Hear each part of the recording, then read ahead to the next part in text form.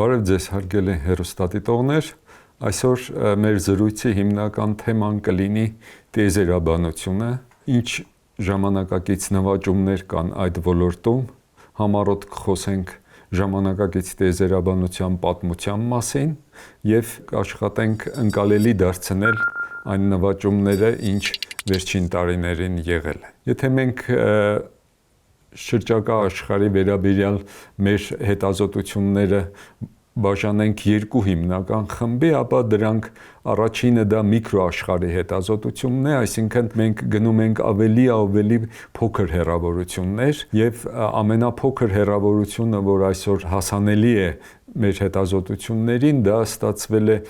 մեծ հադրոնային կոլայդերի վրա, դա արագացուցիչ է, որը աշխատում է Շվեյցարիայում և մի մասը գտնվում է Ֆրանսիայում, և այդ հեռավորությունները մոտ 100,000 անգամ ավելի փոքր են, քան ատոմական միջուկի չափը։ Մյուս կողմից դա հետազոտություններն են, որոնք վերաբերում են մակրոաշխարհին։ Դա նշանակում է, որ մենք գնում ենք ավելի մեծ ու մեծ հեռավորություններ և տիեզերքի մեզ հասանելի մասը, ինչը մենք այսօր դեռ տեսնում ենք դրանից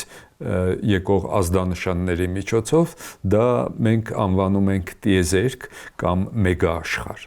Ամենամեծ չափերը, որ այսօր մենք հասել ենք հեռավորությունների տեսակետից, դա մոտ 10-ի 29 աստիճան սանտիմետր է, որը եթե մենք խոսենք լուսատարիների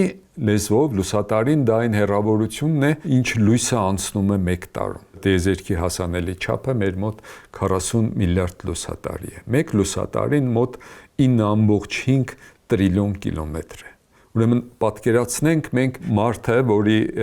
չափերը կարգը, ասենք 1 մետր վերցնենք այդ կարգի մեծությունը, մենք գնացել ենք շատ ավելի փոքր հեռավորություններ, միջուկի չափից մոտ 100,000 անգամ ավելի փոքր և ահռելի հեռավորություններ, որոնք անհամեմատելի են մեր առօրյա կյանքի չափերի հետ, դրանք, ինչպես ասեցի, կազմում են մոտ 40 միլիարդ լուսատարի։ Եվ մենք հետազոտում ենք ֆիզիկական երևույթները այդ արանքում ընկած մասշտաբային տիրույթներում։ Այսօր մենք հիմնականում կխոսենք մեգաաշխարհի մասին, այսինքն մեր տիեզերքի որպես ամբողջություն հատկությունների մասին, այդ ուղղությունը հատուկ անվանում ունի, կոչվում է տիեզերաբանություն կամ ընդունված է նաև անվանել կոսմոլոգիա, այսինքն գիտություն տիեզերքի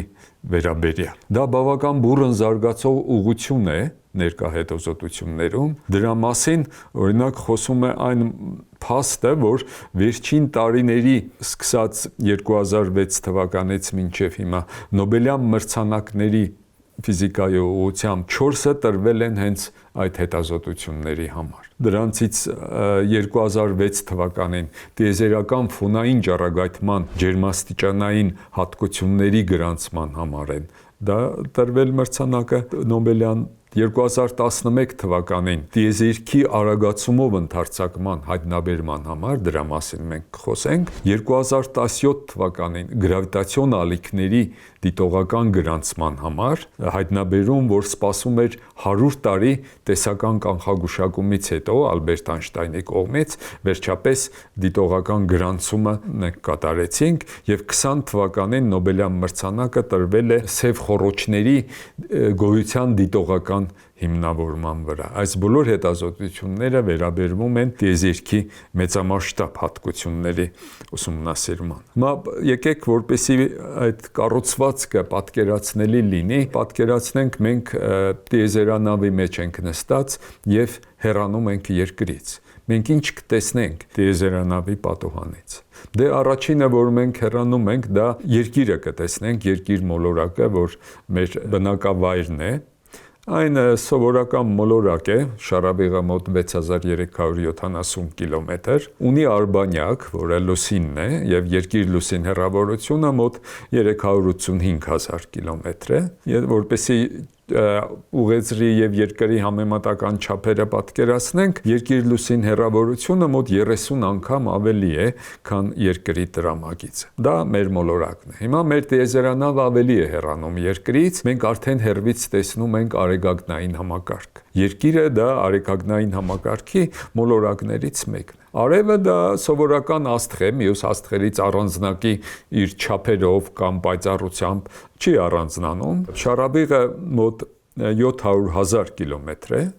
Հիշեցնեմ, որ երկրի շառավիղը մոտ 6370 կիլոմետր։ Արևի շառավիղը արդեն նա աստղ է եւ դա մոտ 700,000 կիլոմետր։ Երկիր արև հեռավորությունը մոտ 150 միլիոն կիլոմետր է, դա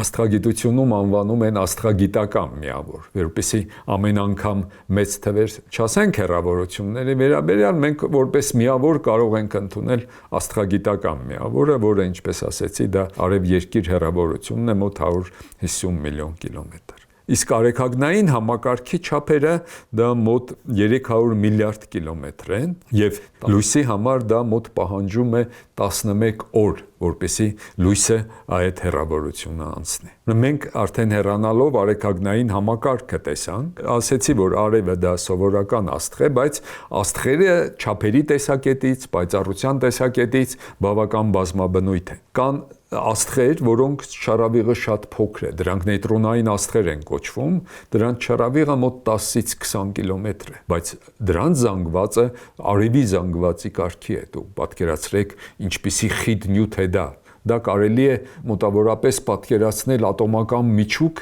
որի չափը մոտ ասեցի 10-ից մոտ 20 կիլոմետր է։ Դրանք ամենափոքր աստղերն են, եթե սև խոռոչները մենք բացառենք։ Մյուս ավելի փոքր աստղերի դասին են պատկանում սպիտակ թզուկները։ Սպիտակ թզուկը նորից արևի զանգվածի կարգի զանգված ունի, բայց նրա շառավիղը երկրի շառավիղի կարգի է։ Այսինքն սպիտակ թզուկները նույնպես գերխիտ աստղեր են։ Եվ կան հսկաներ, որոնց շառավիղը մոտ 1000 անգամ ավելի է, քան արևի շառավիղը, դրանք կարմիր հսկաներ են կոչվում։ Դրանց զանգվածները այդքան էլ շատ մեծ չեն, ուղղակի նրանք նոսր են, համարյա նման զանգվածի, ասենք արևից կարող է մի 4-5 անգամ ավելի զանգված ունենալ, բայց շառավիղը ահռելի է։ Դրանք կարմիր հսկաներ են կոչվում։ Այսինքն շառավիղի տեսակետից բաշխվածությունը աստղերի բավական լայն տիրույթում է։ Հիմա մենք նորից ենք հեռանում, հիմա արևային համակարգից ավելի ենք հեռանում, արդեն ավելի մեծ մասշտաբներ ենք տեսնում, այստեղ մենք արդեն կտեսնենք մոտակա աստղը, որը Ալֆա Կենտավր աստղն է, իրականում այն 3 աստղերի համախումբ է, եւ դրանց հեռավորությունը այդ մոտակա աստղի մեր մոտ 4 լուսատարի է։ Այսինքն, եթե մենք լույսի արագությամբ շարժվող տիեզերանավ ունենանք, ապա մեր ճամփորդությունը երկրից դեպի այդ աստղը մոտավորապես կտևի 4 տարի։ Հիմա մենք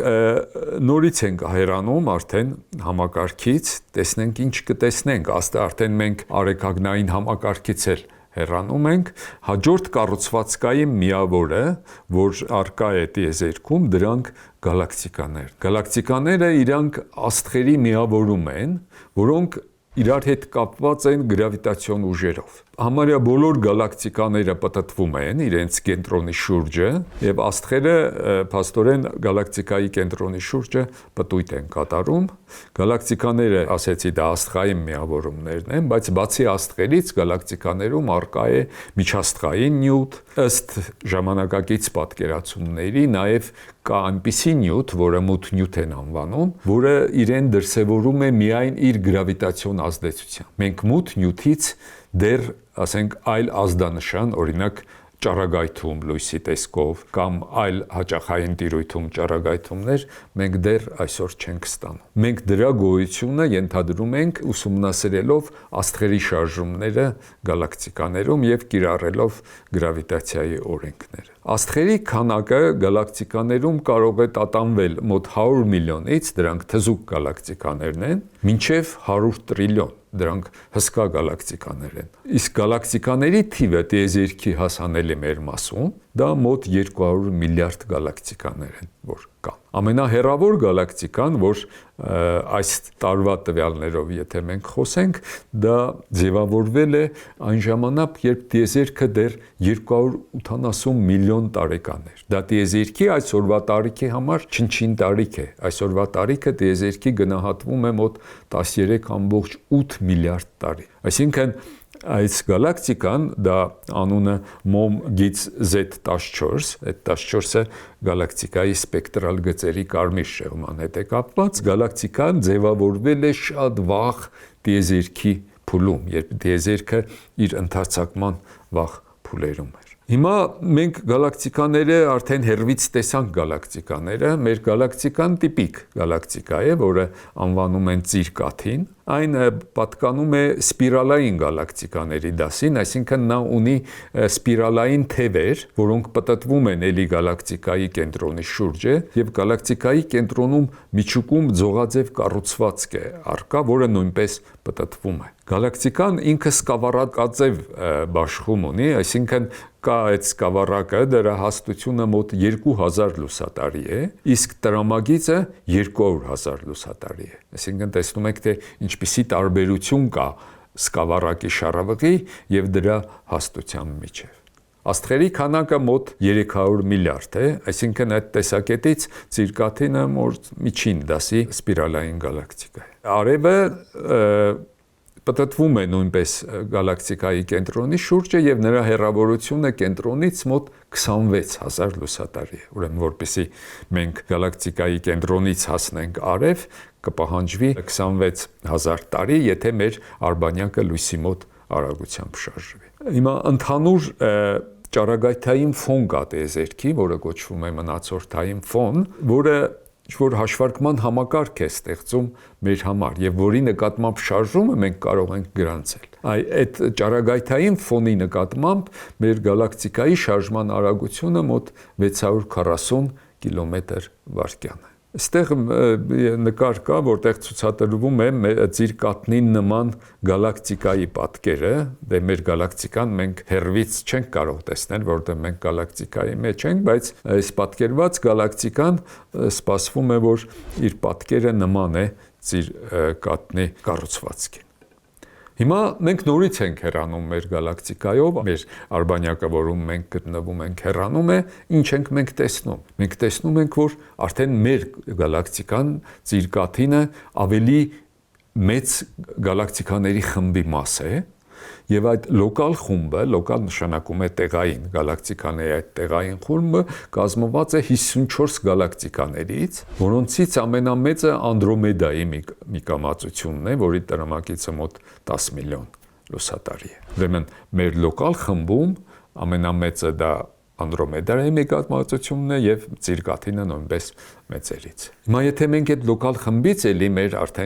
տիեզերանավը էլի է հեռանում, մենք արդեն տեսնում ենք, որ այս լոկալ խումբն էլ ինքը մեկ այլ ավելի մեծ կազմավորման մաս է, որը անվանում են Վիրգո սուպերկլաստեր, սուպեր գերկառուցվածք, որը իր մեջ ներառում է 100-ից ավելի գալակտիկական խմբեր, այն խմբերը, որոնցից մեկը նաև մեր լոկալ խումբն է։ Եվ այս Վիրգո կլաստերի չափերը մոտ 110 միլիոն լուսատարի է։ Եթե էլի ենք հեռանում, Վիրգո սուպերկլաստերն էլի մեկ այլ սուպերկլաստերի մաս է, որը անվանում են Լանիակեա։ Հիմա հարց է առաջանում, եթե հեռանանք, այդ կառուցվածքների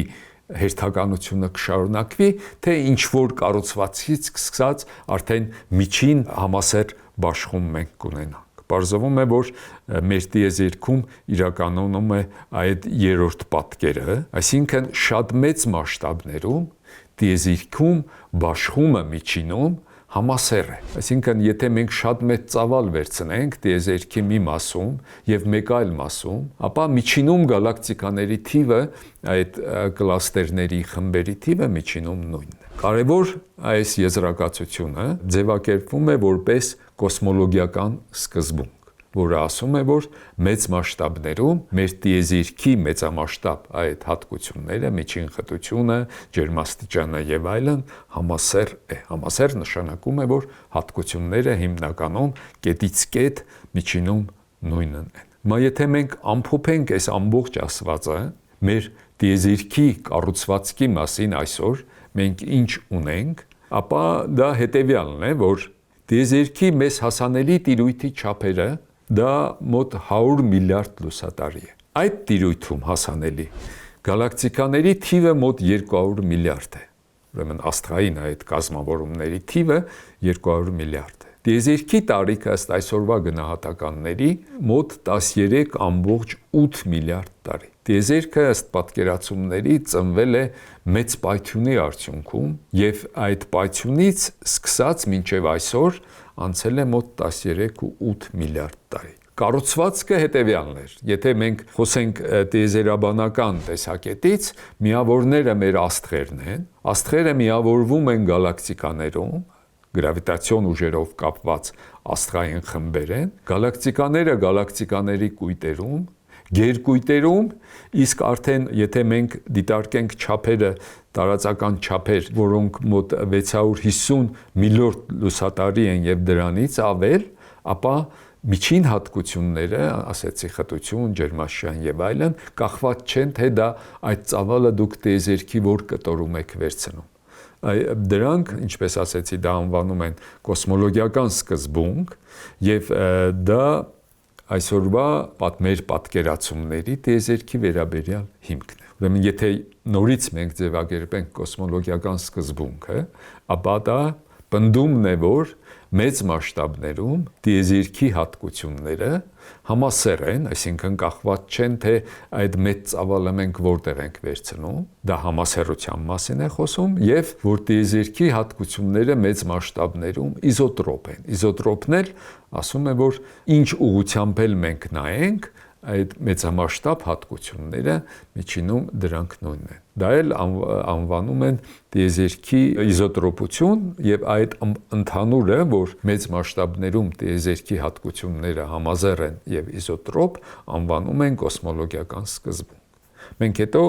կտեսնենք, որ դրա ենթադրությունը Էյնշտեյնը կատարել էր դեռ անցյալ դարի սկզբին, երբ նա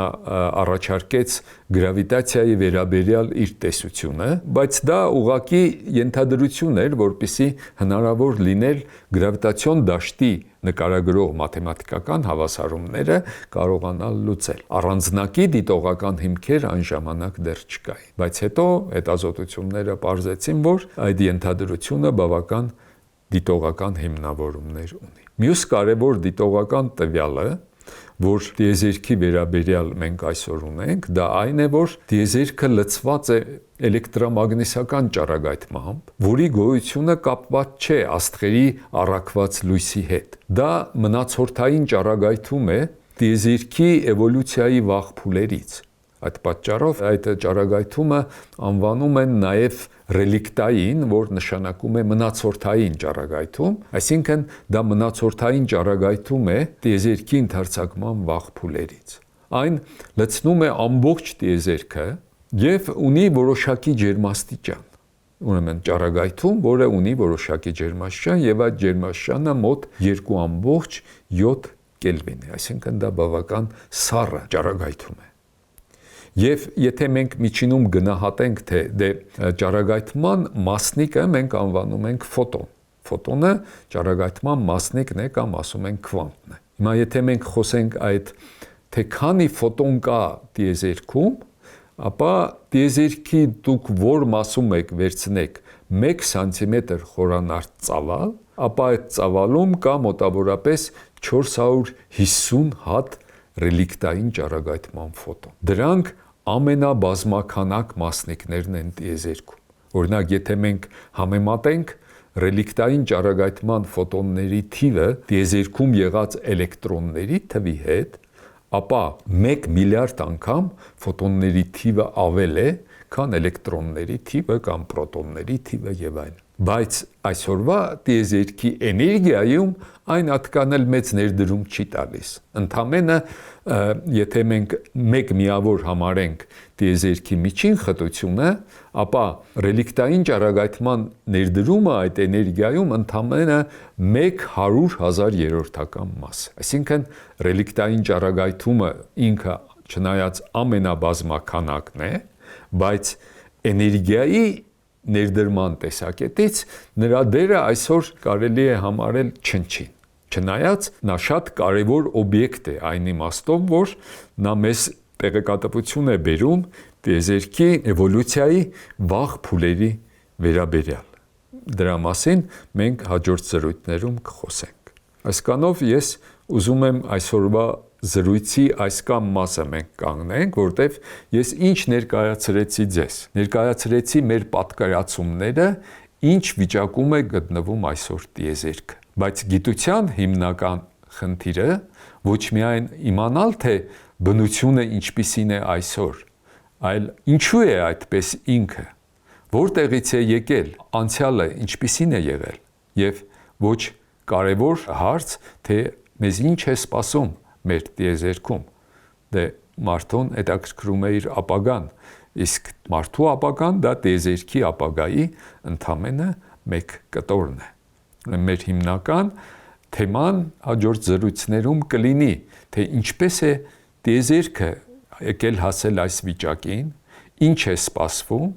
իսկ ինչ այդ մենք գուցե խոսենք նաև, թե այս պատկերացումները ինչպես են ձևավորվել, այսինքն ժամանակակից տիեզերաբանության պատմության համառոտ ակնարկ։ Շնորհակալություն այս առաջին մասի համար։